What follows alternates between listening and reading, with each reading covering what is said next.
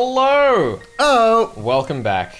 Oh my god, it's time for more Higurashi. So Ben, just before we started today... No! You're not putting me on blast for this! I didn't want to it's not happening. On blast for something. So, I have a fan in the room that we record here. It's a good fan. I love it. It's a decent fan. It's a lovely little breeze. I think this fan has been off for a total of 24 hours in the past 3 years. Look, let me tell the people. So here's the thing. Ben sat down at the desk today. You monster. And said to me, man, Felix, it's so good that we're able to turn the fan on today. Do we have to turn it down or something? Why don't we put this on normally when we record? Yeah, dude. I don't know what it is, dude. I don't remember there being a fan on last time we were recording. It's weird. It's probably because you always wear a goddamn jacket no matter what temperature it is, so there's no skin exposed. Well, there is now. I'm not wearing a jacket right now. You just made a lie just then. You said I always wear a jacket. Well, that was going to be the concluding point, is that you can finally feel it today because you don't have first off, I don't jacket always wear that jacket. Sometimes I take it off if it's too hot. It's too uncomfortable. You really just need to burn that jacket and get a new one. I'm sorry. I have two jackets. Burn them both. Why? They're so good. They're just nice black jackets, and they're warm, and they stick with me. Why would I burn them? They've clearly been overworn and underwashed. No, they're fine. Not that bad. Look, I appreciate them. I appreciate good jackets, is all I'm saying. In other technical news, my speakers have broken. Yay! Which means, You're getting a direct feed today. Well, I can hear a very quiet direct feed. It's a bit quiet jank. Direct feed. So if anything really subtle happens in the audio, you need to tell me about it. Well, it's a good thing I'm the audio expert. Exactly. The two of us. You know, it would probably make more sense if we switch which port we're plugged into. It would actually make a lot more sense because you gotta. I mean, I got experience in music too. But I got experience it too. Then we'd have to cross these cables and never cross the streams. It's true. You can't do that. It'll just get messy. Exactly. As we all know, pulling your keyboard off the table or something. I'm most known for Ghostbusters references. Yeah, I know. That's my role here on this show. It's like the show that you love. Ben solves. Ben solves it. Yeah, I solve it. I do Pirates of the Caribbean references because you're in one. Yes. Well, you're in one. You're in one, Felix. You get it? I get it. You're in a Ghostbuster. Here we go. It's time to bust some ghost whiz on you. So, if I remember correctly, Yenjamin, what happened last time is that Rika was a dummy, didn't know that everything was Takano's fault, and also we had alcoholism. There was definitely a lot of alcoholism. Also, apparently, Rika is a bomb. That's weird. A literal bomb that explodes, apparently. I don't know. I mean, makes sense to me. Okay, fair enough. She's some kind of robot that explodes. Yep. Yeah, makes sense to me. There's no other plausible explanation for her living that long. It's true. As we know from the iconic film and unrelated book Bicentennial Man. What? Oh my god. I haven't seen that, but I'm aware of it. Having human flesh does degrade your robotics, which makes sense if we look at how Rika can only go so far back in time at a time. It's true, because she's a robot. Yeah, and she has a lot of human parts now, flesh, so it doesn't work as well Her flesh that's how it works. She's just becoming more and more human. It's a problem. You start feeling those human emotions, you can't see the bigger picture. I've never read Bicentennial Man. I haven't either. But I have seen the movie. I haven't seen that. I really hope that the book is better than the movie. I actually heard that the movie was quite interesting, but hey, I haven't watched it myself. It's alright. It's alright? As your review of it, like, Felix, tell me your expert opinion. As a master of storytelling, I watched it so long ago that my opinion is, like, largely left over. Sure, fair enough. So I don't want to pass extraordinary judgment on it unfairly. Okay. But, I mean, come on, with a name like Bicentennial Man, like, what does that even mean? Yeah. What does that even mean, guys? Come on. Does that mean he operates twice in a century? That's boring. That's dumb. Does that mean he's gay every century and straight every other? That makes sense to me. Is that how being bi works? That's how being bi works when you are the Bicentennial Man. That makes sense to me, Felix. Talk to Felix in the comments about that. Oh my god. Hello. I'm surprised to see you here on a day other than Sunday. Well, I have something I want to ask Takano. Is she here today? No. She must be on a date with Risa-san. I wish I had a date too. Oh, why do you call him Risa? I don't understand. Oh, you should ask him yourself. It was a small mistake I made when we first met. It was funny how he reacted. I get it, because he blew his code name and flipped out, but people were there to see it, so he had to maintain a narrative. That's the backstory of it. I don't get it. That's what nicknames are all about, though. What did you want to talk to her about? I'll see her at the meeting tonight, so I'll take a message if you want. Well, thank you very much, but I'd rather talk to her directly. I see. Alright, I should get back to my work now. Are you not seeing any patients today? I've been busy with paperwork for the meeting tonight. I've been preparing it for a while, but I didn't have enough time. I'll get in trouble if it's not finished in time. Aren't you busy coaching the baseball team too? Get in trouble with who? The man who owns the facility? You could get in trouble. You have so much energy. Oh, I'm such a busy guy. I've been looking for a cute maid who would take care of the chores and help me with other work, but I've had no such luck. He laughed and looked at his watch. He seemed to be in a hurry. Do you have any idea where Takano is right now?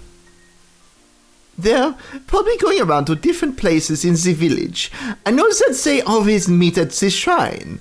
She left not too long ago, so she might still be somewhere near there. I looked at the clock on the wall. I must have just missed her. This was no time to be chatting with Irie. Thank you very much. I'll try the shrine. You shouldn't bother those lovers, since they only see each other 4 times a year. He smiled mischievously and waved his hand in goodbye. And then I went anyway. And then I left without saying another word. Good. Nice. I headed back to the shrine. I was going to park my bike by the stairs that lead to the shrine grounds. Setiko and I are the only people who park our bikes there normally, but I saw more than 10 bikes there today. People must be gathering at the convention room. There are more and more meetings when the Watanagashi festival draws closer. Seeing all these bikes reminded me that summer is nearly there. Most of the bikes were old and beat up, however, I saw 2 unfamiliar ones parked there. There were sporty mountain bikes with the same design but different colors. They must belong to Takano and Tomotaki Flash. I went up the stairs to look for the 2 of them, but I couldn't find either. Was there any place with a great view for taking pictures? I tried looking in places like that, but I still couldn't find them. So I started looking based on what Takano might be interested in. I could only think of one place. How is it, Jiro-san? It's a pretty simple lock. All I need is the right tool. I should be able to open it in a minute. You can do that. You open the lock to my heart, but that's not the only thing you're good at, huh? Oh! I'm going to curse you! The 2 of them jumped in surprise as I suddenly appeared in front of them. Hello, Rika-chan. It wasn't nice of you to scare us like that. It's not nice to try and open the ritual storehouse's lock either. She's right, Takano-san. We can't do something like that. Tomotaki Flash conceded right away, but Takano was stubborn. She made up excuses to try and fool me. Based on my previous lives, I knew just how much interest she had in the storehouse. It was actually rather impressive how hard she tried to cover that up. The ritual storehouse is full of the remainder of the dark history of Onigafuchi. It contains bloody and vicious tools that Takano is fascinated with. She should have a good idea as to what those things are inside of the storehouse, based on what she has been researching. She was making up some story about cultural treasures and such, but it was obvious that she was just making excuses. Tomotaki Flash also seemed impressed, listening to Takano's phony justifications.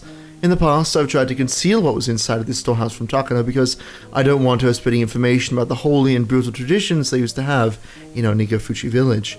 It would be a disgrace. As a member of the Frude family, I can't let that happen.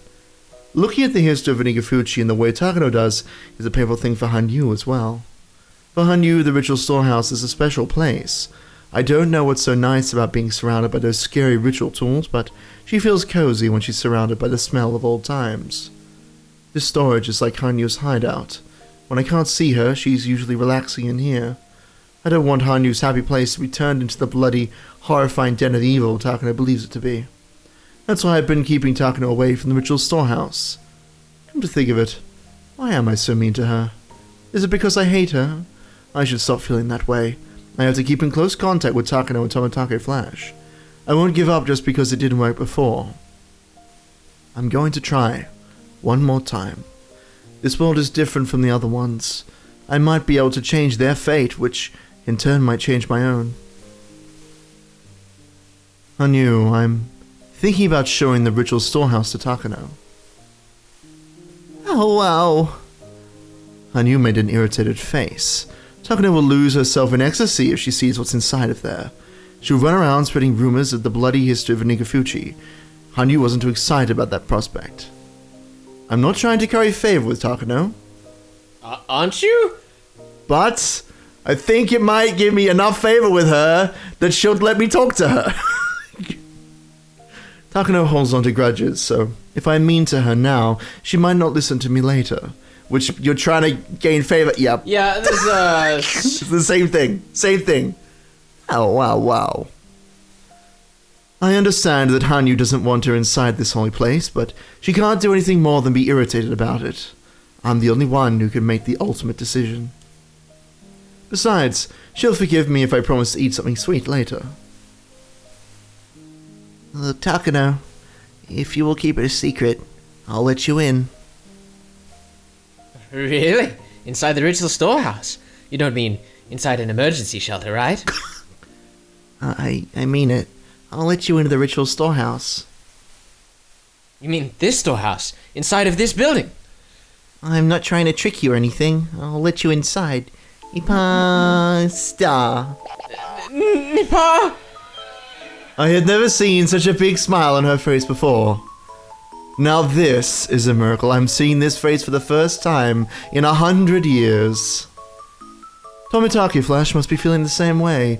His image of Takano was slowly falling apart as we spoke, I'm sure. No, maybe he just found a new side of her to love instead.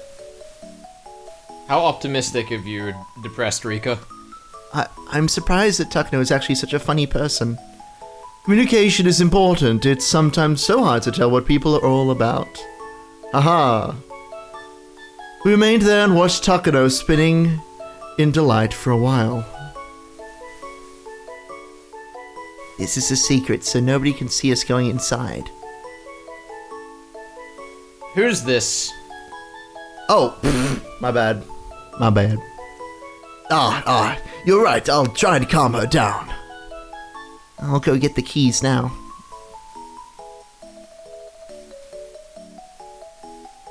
By the time I came back with the key, Takano was totally calm again. She was obviously trying to hide how gleeful she was, though.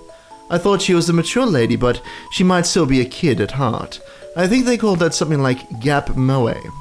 I've never heard that term in my life, I will let you know. I was just about to ask. What the fuck is gap moe? Anyway, let us know in the comments. You know what moe is, though, I know right? what moe is, like Okay. cute shit. It's a burner in your heart. Cut that! I'm not cutting that. Okay. That's your shame. It's true though. It's true though. It's a true statement. I picked that term up at some point from Keiichi, but I'm still not sure how it's used. Well then, Takano and Tomitake Flash, before we go inside, you must promise me something. Sign this 10-page waiver. It's a non-disclosure agreement. Sign it in blood! Otherwise, you can't go in. Of course. You're willing to break the rules to open the forbidden storehouse for us. We'll keep our promises. Takano-san, you have to take this seriously. I am taking it seriously. God damn it, Takano. My image of Takano is falling to pieces right now. Same here, her market is crashing all over the world. But I said it before, it's not a good idea to think about problems all on your own. I always hated the crazy part of Takano and I didn't want to be close to her, but I never thought she could act this way. She was acting almost like Rena does when in her cute mode. Had I known that she was as funny a person as this, I wouldn't have felt resentment towards her. I realize how important communicating can be. First of all, you have to promise you won't tell anybody that you went inside the storehouse. Do not tell anyone. Of course I won't. I promise. Takano put her hands to her chest. She also forced Tomitaki Flash to do the same. It was funny to watch Tomitaki Flash trying to keep up with Takano too. Also, you can't damage anything inside the storehouse. Of course not. Is it okay if I take pictures? Meep. Well, you can, but I'll charge 100 yen per picture. What? How much money do you have on you right now, Jiro-san? Oh my god. If you pay me 10,000 yen, you can take all the photos you want. That's a good deal. I'll take it. Jiro-san! They paid me the money for real. Hanyu seemed excited knowing that the money could be used for buying desserts. Or a train out of the city! Get out of there! Oh, wow. Star. Takano is such a nice person. Says the inner monologue of the person running a fucking scam. Oh my god. You're so greedy. I finally got approval from Oyoshiro-sama, the master of the storehouse. We'd have no more problems now. The ritual storehouse is behind the building with the convention room. Sometimes people come out for a cigarette break. I can't let anybody see us entering. Yeah, just in case your father suddenly gets really irritated that people are going into the storehouse. Oh no. Wouldn't that be a fate worse than death? Oh no. You're good. No one is around. Tomitaki Flash checked out the scene and gave me the signal to go ahead. I nodded at him and unlocked the door. I pushed open the heavy door just far enough for us to sneak inside. It'll look suspicious if you wait outside like that. What? Oh, I can come inside too? He seemed surprised that I was asking him to come inside with us. Tomitaki Flash, of course, wasn't particularly interested in what was inside the storehouse. I expected this surprise reaction. Jiro-san, Rika-chan is telling you to come inside. Come on now. Alright! Tomitaki Flash squeezed inside as Takano urged him. I turned the light on and closed the door. Then I put the chain on from inside and then I pulled out a knife. Oh no! You're locking us in. Oh no! Just so that a bad kitty cat won't sneak inside, you know? Are you talking about me? Oh, Takano, a cat is supposed to go meow meow, ipasta. What do you mean? If you don't act like a cat, I'm not going to let you see what's in here. I brought cat ears and a collar with a bell for you too. If you don't put them on, get on all fours and meow, then I won't open the next door. Felix. What? You have to. That's what you have to do in order to continue the playthrough. You have to. Well, I guess I the brought a leash playthrough's for you. ending here. Yeah. There's some sacrifices that man was not meant to make. It's alright, I'm sure we can find some legal loophole with the fact that I am named after a famous cat. It's true. You are basically a cat already. Shame. Truly. The shrine storehouse has 2 doors, so people can't see inside when the first door is opened, at the moment we were inside the entry chamber. The real storehouse is in the room beyond. What?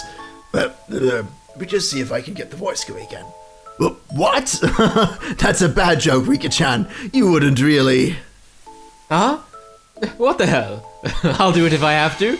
You're testing me to see how devoted I am to my research, aren't you, Rika-chan? Fine, if that's what you want, then I'll wear cat ears, bloomers, and a tail, crawl all fours, and before an empty milk bowl, and...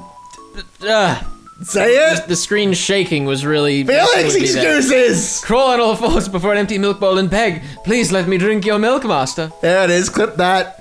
Clip that! God damn this game. She definitely would have joined our club if she was around our age. I agree. Hey, remember how they said shredded stocks fell like snow on Wall Street during the Great Crash? Takano's value right now reminds me of that. Bring it on, Rika-chan. Are you sure I only have to wear the ears and the collar? Oh my god. Takano-san, the door isn't even locked. See, push and it opens. Really? My dear, how shameful of me. Inappropriate. Tisk. Tomitaki Flash has no sense of humor. He just turned off a lot of viewers who are looking forward to seeing Takano in the cat outfit.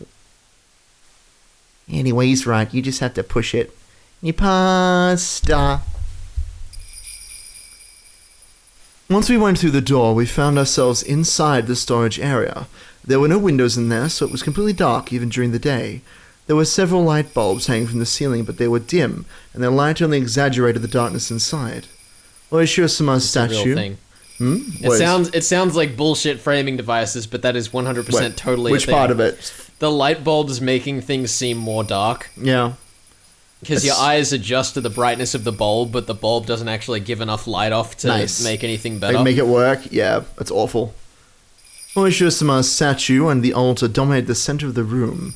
They were surrounded by tons of ancient torture implements. Literally tons. They were all over the floor, walls, and ceiling.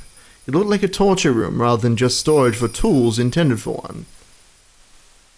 This is amazing. It's so dark I can't see. I can't even tell where I am. Is this space? Have I entered the final frontier? Tell me. Is this where the Kikonia download starts? Is this? Oh my goodness. I've suddenly grown a beard. Tomitake was rendered speechless. They were nothing like those fake torture implements that they might have seen in a wax museum or someplace like that. The tools in this room are the genuine articles. I never like to think about it, but I'm sure some of them really were used. Those authentic tools always have a big impact on the people who see them. But Tomitake Flash was the only one who was shocked, since he was the only normal person in the room. Speaking of, Takano's eyes were sparkling. She was taking pictures while meowing like a cat.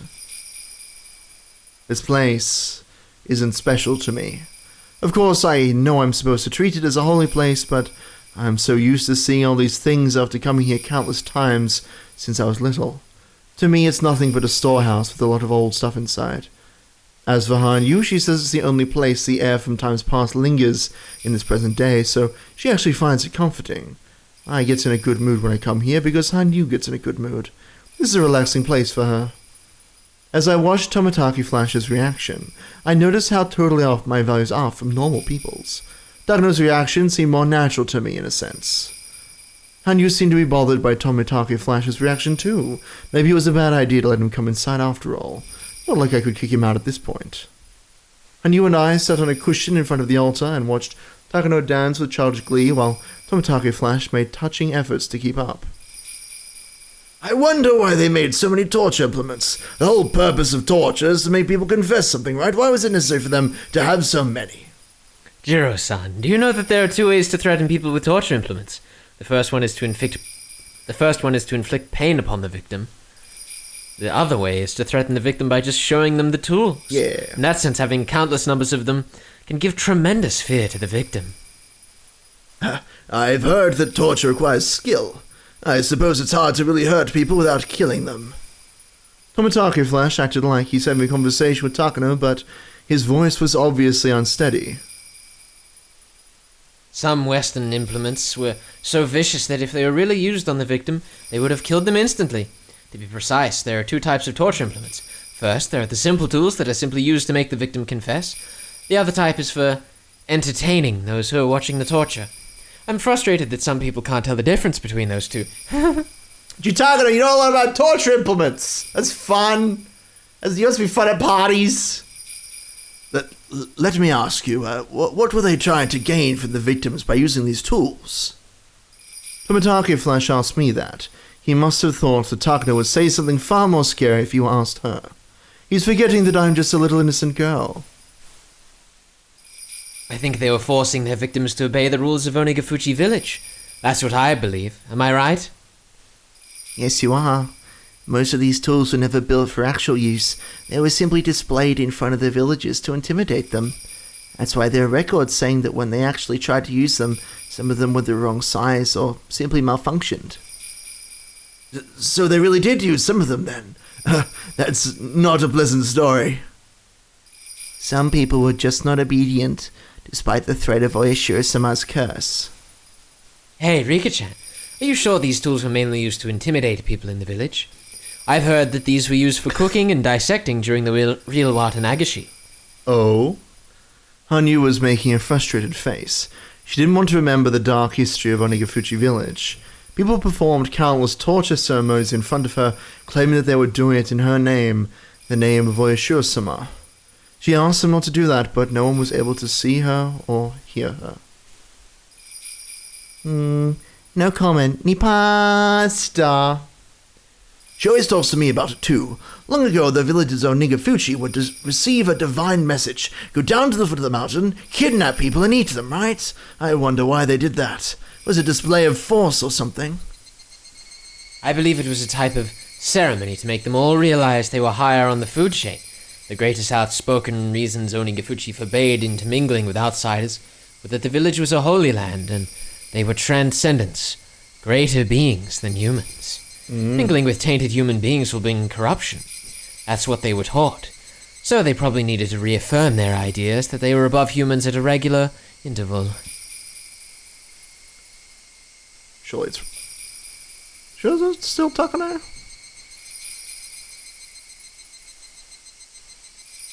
Yeah.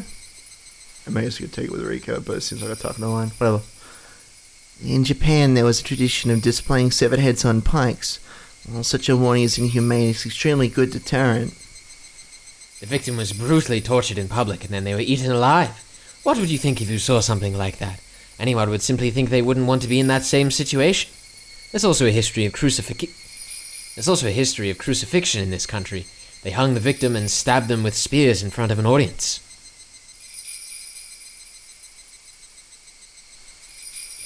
All good. You know, people don't really die from being stabbed once or twice, so they might have a chance to die if they were stabbed in the stomach or chest, but it's not instant like a guillotine. They bled from their wounds, their guts were pulled out, and they eventually died by drowning in their own blood. In that sense, a guillotine is such a merciful tool. Did you know? The guillotine was invented for the nobility. So Shumi cuts them off in one straight, but anyway. It was invented because they were able to die instantly, which wasn't the case with shooting or hanging. The nobles got special treatment all the way up to death. It's an old black and white movie that I know of. It's a love story set during the French Revolution, but the final guillotine scene is the best part. The nobles are lined up and bound in chains, and they get publicly executed on the guillotine one by one. Snap, next, snap, next, snap. Human lives are taken away like they're on a conveyor belt. There's no last words or prayers or anything. Snap, next, snap. It's not even that entertaining because it's all over in a flash. No one holds any sentiment for their deaths. The audience enjoys how the nobles' heads are sliced off like vegetables. It's like a show to them. I think it's more respectful to kill someone slowly and brutally. That way people will pay a little bit more attention to them, right? Oyashiro-sama here was the one who made this brutal torture possible.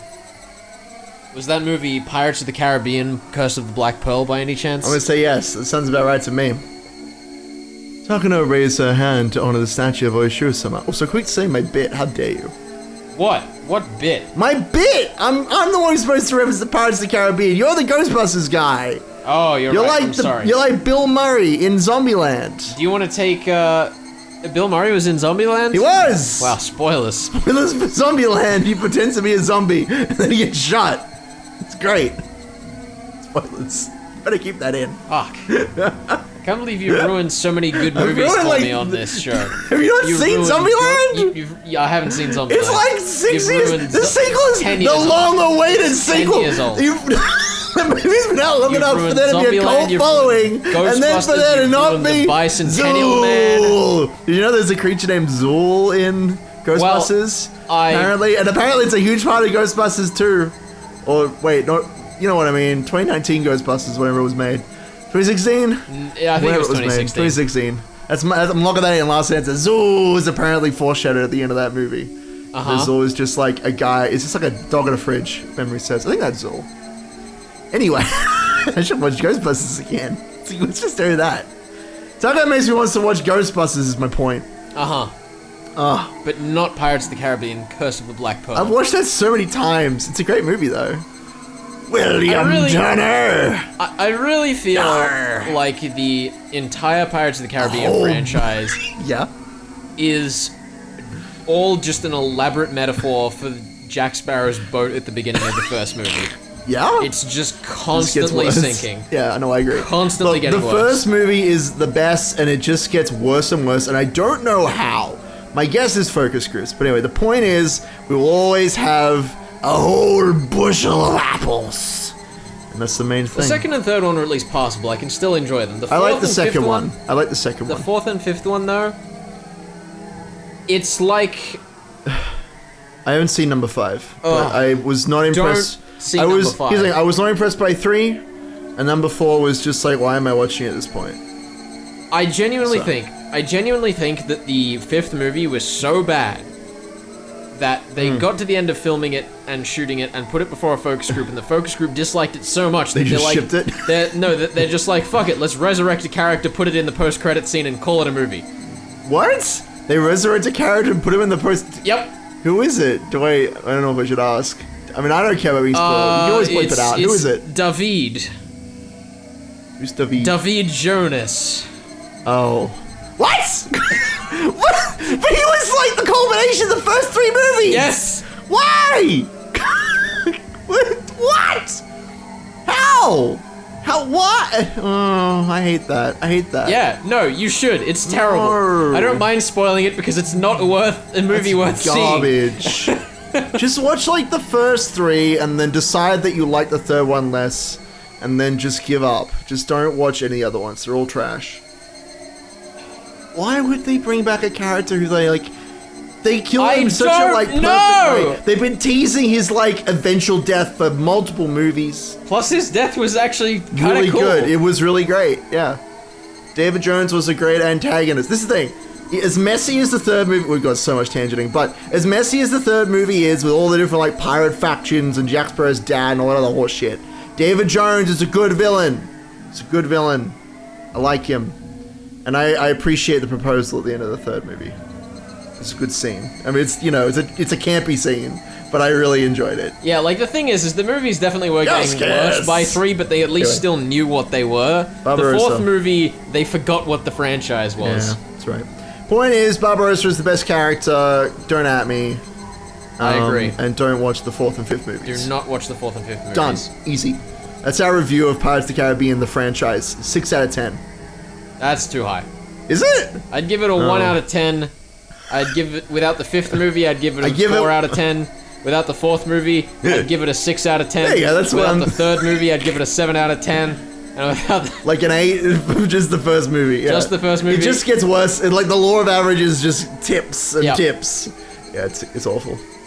Anyway, this is your line. Oh, It's your turn. You go, bowl push. I'm gonna be honest, I was dragging that tangent out for so long because I thought this was your line and I was God, waiting for you no. to take it over. No, she just appeared on screen and she's been all spooky and shit.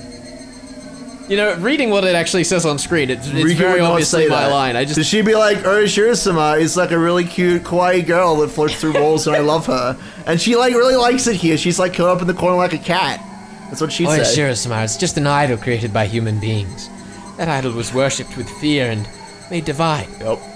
Yes, people laid the bricks of his church with rules and doctrines, strengthening it with the mortar of curses and malediction. As they stacked and stacked those bricks up high, its height reached up to the heaven, and their god was placed above it all. Gods are born because people desire them. Takano's living in 40k. So when people seek to rule others with fear, they become the collection of blood, torture, and pure terror. And here, they call that god Oyashiro-sama. In other words, this proves that the stairs to godhood are built not by gods, but by human hands, and shows the way for us humans to attain further heights. And what's this letter in my pocket from earlier in this arc? My goodness, there's a striking resemblance here. Oh my goodness. She had fun with Zinj, that's all I'm saying. Her passionate lecture was interrupted by a loud noise. It sounded strangely like a child jumping up and... On floorboards! Ah, she's jumping on floorboards! Oh. As I looked back, Hanyu was jumping up and down with her eyes full of tears. Thud, thud, thud. She was stomping the floor as hard as she could, making a loud noise instead of screaming out with her unheard voice. However, it all amounted to the same thing. Hanyu cannot be heard by people. That's not right. That's not right. I'm not like that. Hanyu. I hate seeing people getting tortured or killed. I want people to be happy together. Of course, not everything is perfect, but I never asked people to do such horrible things. Hanyu, you are who you are. Oishiro-sama has nothing to do with you. That's not right. That's not right. Oh, I hate Takano. I hate her. She always says horrible things about me. She's a bully. Was it a bad idea for me to bring Takano in here? No. I knew that Takano would get overstimulated and say something like this. Fortunately, Hanyu's rejection indirectly reached Takano and she stopped lecturing. Somehow, Tomotaki Flash had heard the noise that Hanyu made. He pressed his finger in front of his lips and told Takano to be quiet. What is it? Well, I just heard a sound like a child was jumping around. There might be a child somewhere in this building. I just want someone to create me a sound file that accurately sounds like Portrays a child that sound. jumping up and down. I think it's a child, not a Such that cat. it can be distinguished Yeah. clearly enough while you are disturbed in the dark. And someone is ranting at you about gods and shit, yes. It has to not sound like a cat falling or like a dog bumping against tools or an adult. It has to be specifically a child. Good luck. Oh my god. It's one of those, like, fantastically specific details. I know. Really? I didn't hear anything. Oh, I'm sure I heard it. Takano-san, we're in here in secret. I think you should look around without making any noise. Takano seemed disappointed, but Tomotaki Flash was right. She had no choice but to keep quiet. Tomotaki Flash, there are no children around this place. Especially not me. Oh, there are childish people. Are you sure you didn't hear it either? I'm sure I heard a noise. I heard it too, but it wasn't coming from outside the building. It was jumping right behind me. I guess you heard it from far away, but it was very loud to me. I was standing in front of the altar, and the statue of Oishiro-sama was right behind me. Tomotaki Flash seemed freaked out after hearing what I just told him. Although he was trying to fake a smile, his face was turning pale. However, Takano didn't seem scared at all. Takano, you can't say things that would upset Oishiro-sama in front of him. Oishiro-sama is very angry now. Can't you hear his voice? It's fortunate that she can't, to be honest. Even if she heard it, it would be nothing but tears. My job as a shrine maiden, to begin with, is to tell humans what Oishiro-sama is feeling. I'm responsible for speaking on Hanyu's behalf. Takano must have realized that I was very serious about what I just said. She apologized to me right away. I'm sorry. I took it too far. I'm sorry, Oishiro-sama. You are a god as long as people worship you. Even though I may not worship you, you are still holy. I'm sorry for disrespecting you. Oishiro-sama loves sweet food. You'll get cursed. Unless you offer something sweet through me. Tomotaki Flash couldn't help but smile. Takano also smiled. She bowed to me, promising to bring over some cream puffs soon. Did you mean the Stay Puffed Marshmallow Man? I have no comment on that. I just want to let you know that's some freaky shit. It's happening. We're gonna eat him. Dude, that's why they had to concrete up the dam after this all happened. The Stay Puft Marshmallow Man's just in there. Dude, trapped that's what Honey wants. For eternity. Honey wants to eat the Marshmallow Man. That's like her entire character arc throughout this story. That's what Arc 8's gonna be. That's where her just arc eating the Marshmallow begins Man. and ends. It's gonna happen. Takano finally stopped saying bad things about Oishiro-sama. She also promised to bring me something sweet. Hanyu was still upset, but she was probably satisfied for the moment. I've never heard Ryukishi repeat himself. She's satisfied for the moment. Felix, you need to know. It was largely the lines before that, but I the didn't sweet jump in thing? quick enough. Oh, I know, it's I'm fine. not on my A game today It's very important because that I we haven't know. had enough Stay Puft Marshmallows. Oh my god, we should go out and get marshmallows. Just a big bag of No, marshmallows. please no. Why not? You don't like marshmallows? Not right now. Oh, okay. Maybe another time then. Maybe we'll go camping and roast them on the fire. We No, good. it needs to be winter. There needs to be a fireplace. Yeah. Why a fireplace? Why not just a bonfire? We need to have 2 brands Dude. of product that aren't available in Australia. Let me tell you that it is tradition that on our birthdays, I go back to my family's like country house, and all of the like sticks and stuff that have been like built up over the year from like stuff that's fallen off trees and they've like put together. We have a bonfire. And we get marshmallows, and we stick them on really long sticks, and we try to toast them without them falling off. And it's next to impossible to get it from the fire it's great. to your mouth. Like, it's even worse than, like, a regular fire. I know, I've done it. Because it's a giant bonfire. Yeah, it's too hot. It's ridiculous. And you can't even tell what color the marshmallow is. It's so far away from you, because if you're too close, you just die. You just die burn from with the it. heat. It's great. Bonfires are great, guys. Try them out. They're good fun. Except in a total fire ban. Yeah, Don't that's do it. true. Don't do it in a total fire ban. But if you can, This room still smells vaguely of bushfire smoke, and it's unpleasant. it's probably my jacket. Let's be real. It does just at the moment in general. Because, just the whole of Sydney does. Yeah. Yeah. Oh dear. While we're on a tangent about marshmallows, shout out to our American and probably Canadian viewers. Graham crackers. Graham crackers. What's that? They're the brand of crackers that is like traditionally used for s'mores. I was gonna say, are you going about s'mores? Yes. How are s'mores? How do they? Is it crackers and marshmallows? I thought for the first, like, the first 2 decades of my life, that fucking it wasn't graham crackers, it was gram, as in the measurement crackers. Oh no, it's a gram of crackers. That's not much cracker. That's pretty good. I didn't even know that you had to, like, build the s'more. I thought it was just, like, you sold s'mores. It's crazy. I mean, there's probably a brand out there that does, but no, it's like... I thought it was like a Maxi Bon, you know? I mean, I guess. Ugh. There's too many brands. There's too much free advertising right now. Oh my god, we need to one more brand, though. I made Australian s'mores out of Wheat Bix. What? Wheat Bix and what? Wheat Bix, marshmallows, and chocolate. Marshmallows and chocolate. Was it any good? It was surprisingly good. That's interesting. I was like genuinely impressed. Did you like cut the Wheat Bix in half? Yeah, I did. I was gonna say they'd be too thick. thinner. Yeah, because I've had like Wheat Bix and like Vegemite and margarine and stuff. That's quite good. But it's always like really thick. Hard to chew through. When I cut the Wheat Bix in half, that it was just going to fall into flakes or nothingness. But it was actually so easy that you just stick the knife in there, twist it like 45 degrees, and it just pops in half. You'll have to show me that one time. I will. While it's you're cold still in Australia. and not the middle of summer. You know what? One day. But I didn't know what she meant by the 3 fingers she was showing to me. Was she telling me to ask Takano for that too? Being her shrine maid is not the easiest thing. Aishiro is saying that he wants at least 3 cream puffs. I just want to make it clear that it's not me asking for that.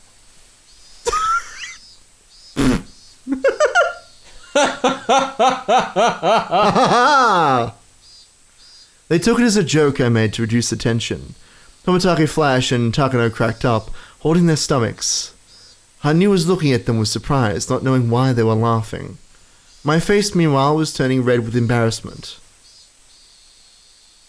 Fine, I'll get 3 delicious cream puffs for Aishiro-sama. Should I get some for you and Sadako-chan too? No, I don't need any. But there is something that I want to tell you. What is it? Since you let me inside the storehouse today, I'm willing to do anything for you now. Then I want you to believe what I'm about to tell you now. Please don't ask me why or make fun of me. Please believe me and change fate to save me. Both of them were surprised to see such a serious look on my face. I was sure they'd be surprised. After all, I was about to explain to them that they were going to die in 2 days. I'm sure they'd want to deny that. But I knew a fair bit about their deaths. If I could explain it to them in detail, they wouldn't be able to laugh it off. I talked to them about it several times in previous lives, but they never took it seriously. I only had that slight possibility that they might believe me.